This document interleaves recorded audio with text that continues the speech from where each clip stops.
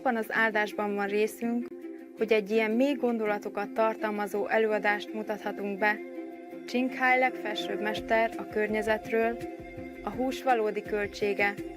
Szemelvények Csinkháj legfelsőbb mester előadásaiból, 3-ból a második rész címmel, a mester és tanítványok közt adásában.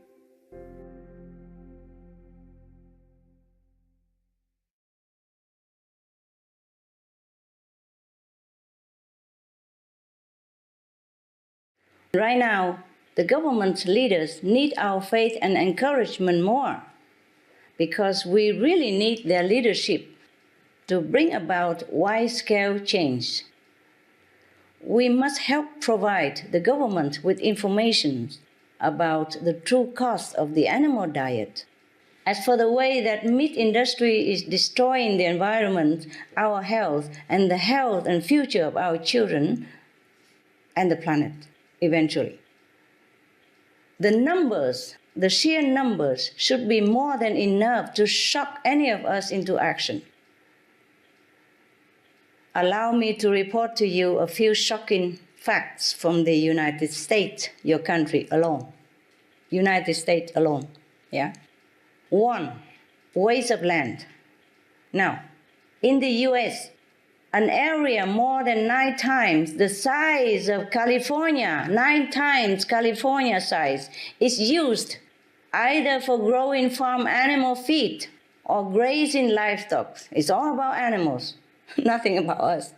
That's about 1 billion acres, or 80% of all agriculture land in the US, and about half of all US land being used for meat production.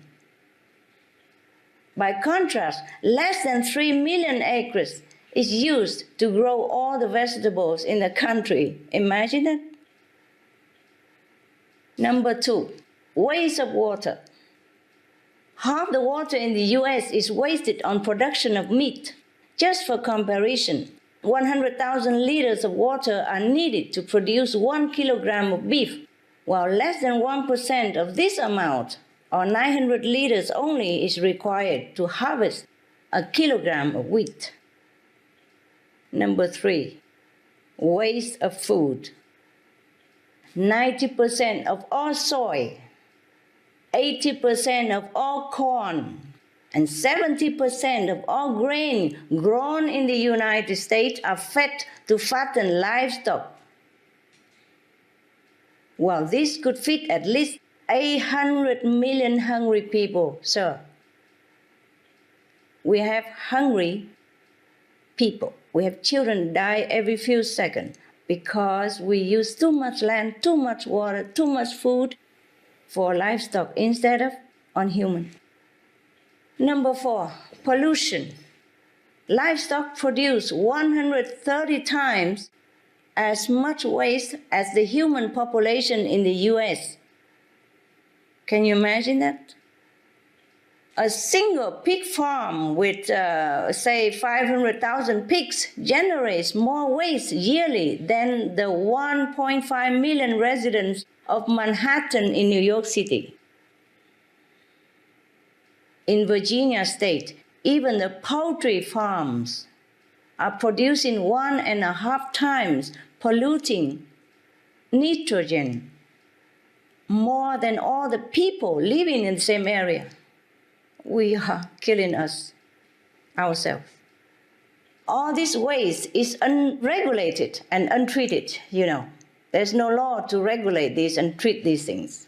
So the U.S. Environmental Protection Agency estimates that agriculture, which is mostly for meat production, contributes to nearly 3/4 of the country's water pollution problem. 3/4 of your country's pollution came from livestock. Now in 1995, one time, one 8-acre pig manure lagoon burst in North Carolina. You know, for people who don't know what manure lagoon is, allow myself to explain. It is where they have dig a big lake, and then all the manure and the waste, the urine and all that of the pig will go in there. And it looked like a lagoon, so they call it manure lagoon. One time, an 8-acre large such pig manure lagoon burst in North Carolina and spilling 25 million gallons of this poisonous waste, twice the volume of the notorious Exxon Valdez oil spill. We complain about oil spill, but this is even worse. Hundreds of millions of fish in the state's New River were killed instantly due to the nitrates in the waste, with further harmful effects once the contamination reached the ocean. This is just one of many incidents, sir. Not only that, we have the enormous dead zone in the Gulf of Mexico, the size of New Jersey, which suffocates all marine life there. And this is overwhelmingly due to the nitrogen runoff from the Midwest, from the animal waste and the fertilizers for the animal feed crops. This waste is toxic. It contains antibiotics, hormones, and pesticides, and 10 to 100 times the concentration of deadly pathogens like E. coli and Salmonella compared to human waste. Number 5, health and economic cost. Meat causes hundreds of billions of US dollars in medical costs alone and economic burdens on families and governments. Not to mention the pain and suffering of the families. Of course, unimaginably great and lifelong. And all the while, we are suffering illness, losing lives, grieving over lost loved ones, and family members, losing happiness, losing money due to the animal diet. We are the ones who are paying the industry to continue producing this problem, producing meat, fish, and the like, with our hard-earned tax money that's used to subsidize them. Ironic, huh? The US government could, of course, redirect the billions of dollars now spent on livestock subsidies to help farmers switch to organic vegetable and fruit agriculture. That would be a great help to your country and the health of the Americans. The government could use these powerful tools to spread campaigns about veg alternatives, bans on meat, and laws to help people switch to organic vegan farming and consumption. A global switch to a veg diet could even save the world governments a lot of money, as much as 80% of all the climate mitigation costs of 40 trillion US dollars by year 2050. That is, we save 32 trillion US dollars in climate mitigation costs, and having a healthy vegan population is a good deal, good business deal, in all positive aspects. There is very good reason for the American government to abolish meat, fish, eggs, and dairy, all the animal products altogether. We must stop animal production now, and at all costs, if we want to keep this planet. I repeat, we must stop animal product right now, and at all costs, if we want to keep this planet. I have always looked to the American people and their great government leaders as one of the best living examples of democracy and freedom, integrity of our world. However, I must tell you truthfully that the meat industry is unbefitting to the greatness of your country and of the great American citizen. Don't you agree, sir? Yes. Yeah.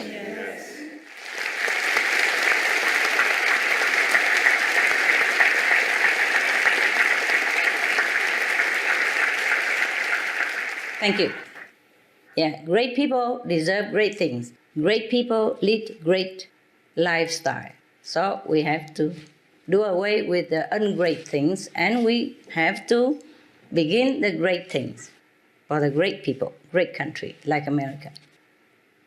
I pray, sir, that the ones who are aware and want to save the children will do something about it, and fast, to stop this horrendous criminal system that is killing us and destroying our planet. And that we must not allow any longer. Thank you, and God bless your faith in the divine, in your leaders and yourself. God bless America.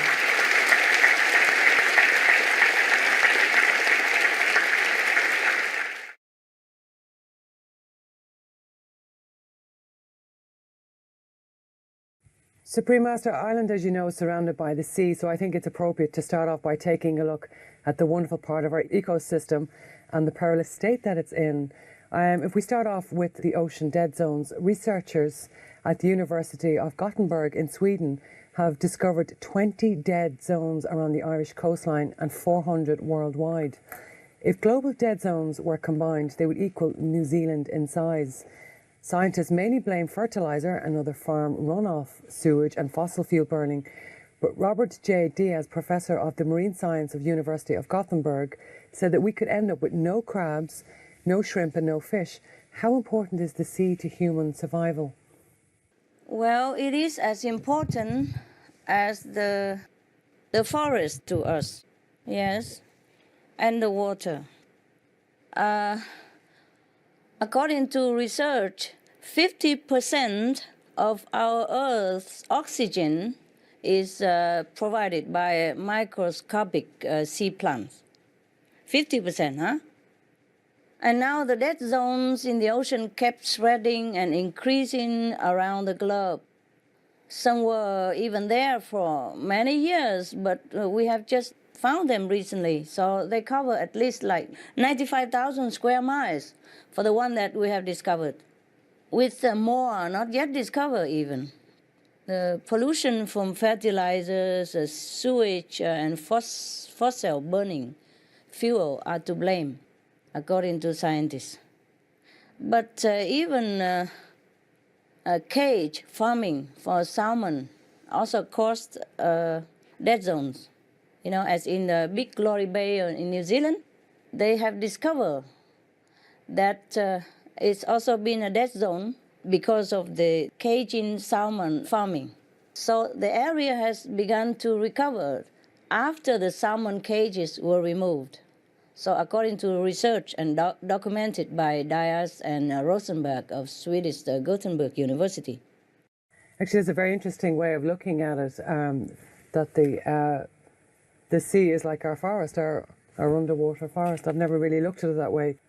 But if we talk about like the coral reefs, Alex Rogers from the Zoological Society of London, writing in the Journal of Science, said that an astonishing 33% of the world's reef-building corals face extinction, mainly because of overfishing and coastal development and pollution, with another 50% hanging in the balance.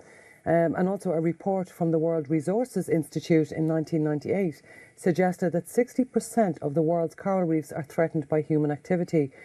What would the effects if the coral reefs disappeared, and what can we do to prevent this from happening? What would be the effect? Whatever is created there are good for us. Now, the coral reefs are there for some reason. See, there are many factors that affect coral reefs, like coastal developments, water pollution, change in seawater temperature because of global warming. So global warming is the greatest threat, as it causes coral bleaching or when temperature gets too high. And the coral's important symbiotic algae is lost and exposes their white skeleton, and that's the sign of death for the coral colony. As they are sensitive to the environment, extremely slow in growing as well, some say that they grow only 30 centimeters in 1,000 years.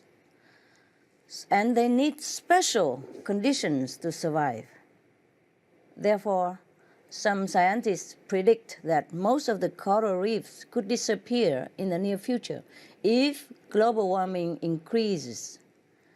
A scary 10% loss just in the last 4 years alone.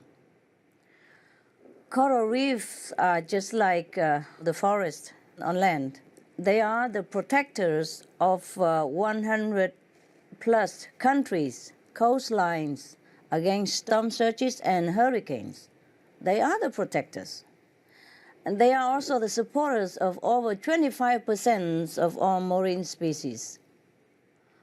They are the medical treasure, which is used in many medicine like antihistamines, antibiotic, treating for asthma, heart disease even, etc., etc. And plus more than 50% of new cancer drug research relies on marine organisms. So you see how important it is. And there are many more things that we have not discovered about the benefit of coral reef and marine life. If we were to look at contaminants in fish, Supreme Master, dolphin meat sold in Japan has high levels of mercury, methyl mercury, DDT and PCBs. One or more of these contaminants pollute almost all of the dolphin meat for sale in Japan, with one sample having more than 1,600 times the maximum permitted amount of mercury. I can't believe that people are not being informed of the levels of mercury in fish on food packaging, as it's even being sold to pregnant women. Master Cheng Hai, do you feel that government should do more to inform people of these issues? Yes, definitely. The European Union's Food Safety Agency has warned pregnant women to limit swordfish and tuna intake due to their high mercury levels, which can cause, brain damage in unborn babies. The United States Environmental Agency also issued a similar warning. It is estimated 1 in 8 American women of childbearing age has dangerous levels of mercury in their blood. 15% of babies in the United States in 2000 were exposed to fatally high levels of mercury, according to research conducted by an international team of scientists in Japan in 1999. Dolphin meat is reported to be also even disguised often as whale meat and is mostly contaminated. More than 91% of dolphin and whale samples tested exceed 1 or 2 pollutants. Other research shows similar results, that dolphin meats are dangerous to mother and fetus. And if mother breastfeeding the child after consuming dolphin meat, then the child also encounter a danger. Some new research as well, Supreme Master, is that the mercury levels can actually affect fertility too. Some Japanese scientists, the one who involved in this Japanese project, stated that these products should be taken off the shelves immediately. And Dr. Palumbi of Harvard University gave the same advice to the Japanese government, that they should ban dolphin fishing and they should ban dolphin meat selling in the market. Speaking of fishing, Supreme Master, I think we'll move on to the overfishing as fishing fleets expanded through the late 1980s, and as fish finding and harvesting technologies became more efficient, the world's fishers have systematically gone after their catch at greater depths and in more remote waters. Over the past 50 years, the number of large predatory fish in the oceans has dropped by a startling 90%. And according to the UN Food and Agricultural Organization, the 4 million vessels scouring the world's waters are at or exceeding the sustainable yields of 3/4 of all oceanic fisheries. Master Cheng Hai, if we keep on this path, there will be nothing left in the sea. How can we stop this nonsensical destruction of the only sea that we have? We have to stop it somehow. Just stop the fishing. The government has to forbid fishing. because it's too important to our survival to delay any further. Not only is there overfishing and depleting of the marine life, but there's also side killing, like when the commercial longliners go fishing, they normally target swordfish, but then they're killing tens of thousands of sea turtles, by the way, and hundreds of thousands of seabirds and millions of sharks every year. This accidental killing is about 25% extra of our global catch. In the New York Times on November 2006, there's an article, say global collapse of fish species. We read experts predicted that in its present pace, more and more species will vanish and the global marine ecosystem will collapse, possibly in mid-century. There's more to this research. To stop this destructive practice of fishing, the solution is vegetarian diet. No fishy stuff in our meals. The sea offers us plenty of better food choices, wide varieties of super healthy and nutritious sea plants. We can even live on it forever. We must protect a living and healthy sea as it relates to our living and healthy self. I think we cannot live without the sea.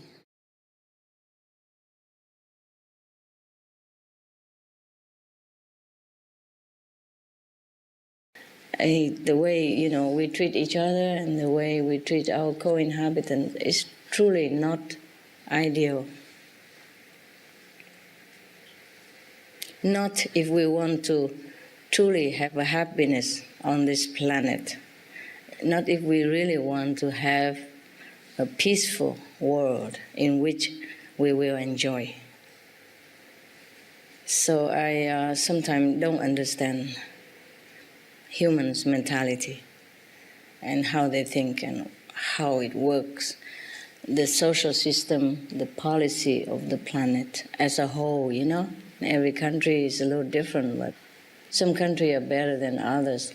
But still you can find even the richest countries still have this kind of problem, that people have no home, nowhere to go, families scattered and broken because nowhere to go, and children go hungry, cannot go to school because no home, etc., etc.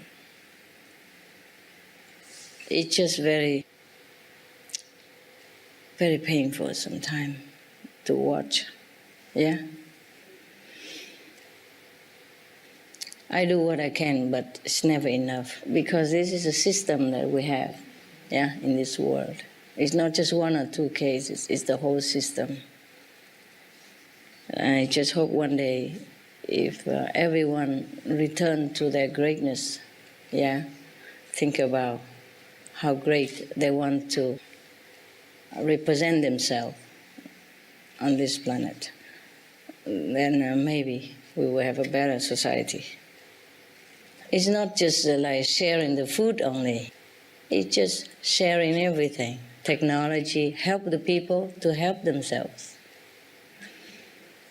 And if we are not eating meat, then the world will become better already, yes.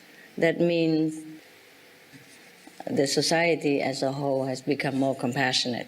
Then the system will be different. We change, the mentality will change, and the policy of the planet will change. And then we will help each other, not just distributing food like charity act, but distributing technology, seeds, helping with all kinds of things, conserving the whole resource of the planet so that everybody has a chance to use it to help themselves.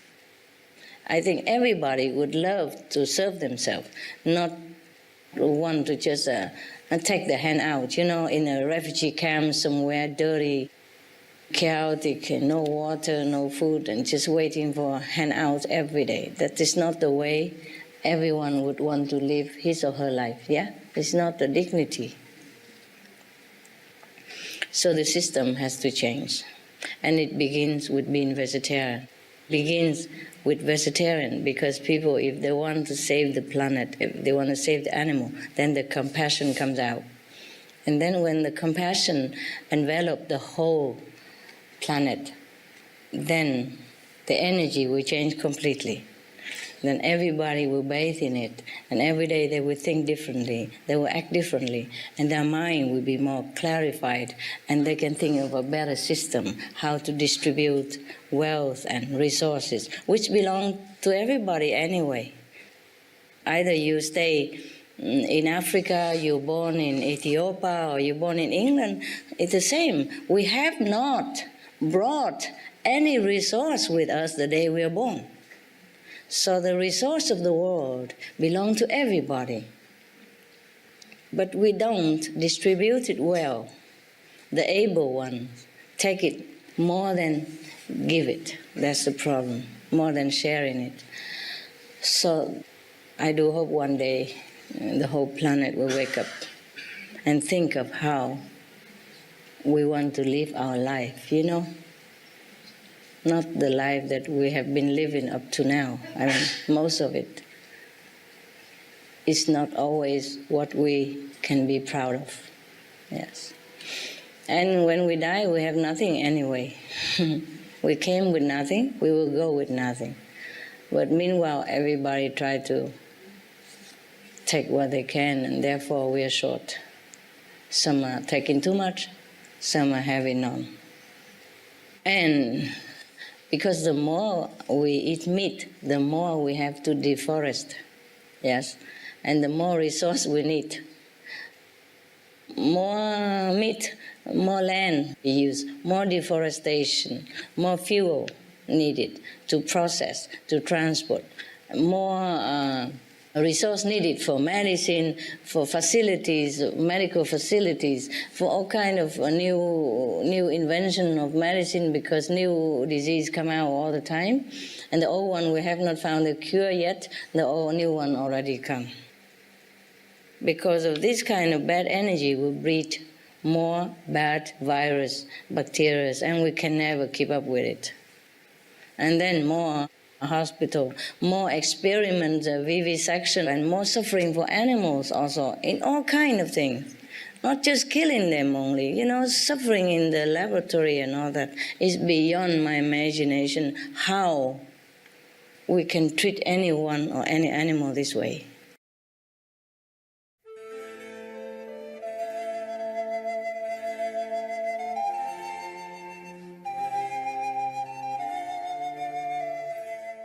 Jókedvű nézők, köszönjük, hogy velünk tartottak mai műsorunkra, melynek címe Csinkály legfelsőbb mester, a környezetről, a hús valódi költsége. Szemelvények Csinkály legfelsőbb mester előadásaiból, 3-ból a második rész, a mester és tanítványok közt adásában. Kérjük, maradjanak a Supreme Master Televisionön további pozitív műsorokért. Ezután következik a zoroasztrianizmus szent avesztájából 48.-50. jászna a bölcsszavakban. A szeretet, amit megosztanak lakótársainkkal, hozzon önöknek viszonzásul sokszoros szeretetet és boldogságot. May the love you share with our fellow inhabitants bring you multifold love and happiness in return. For more details, please visit suprememastertv.com/BMD.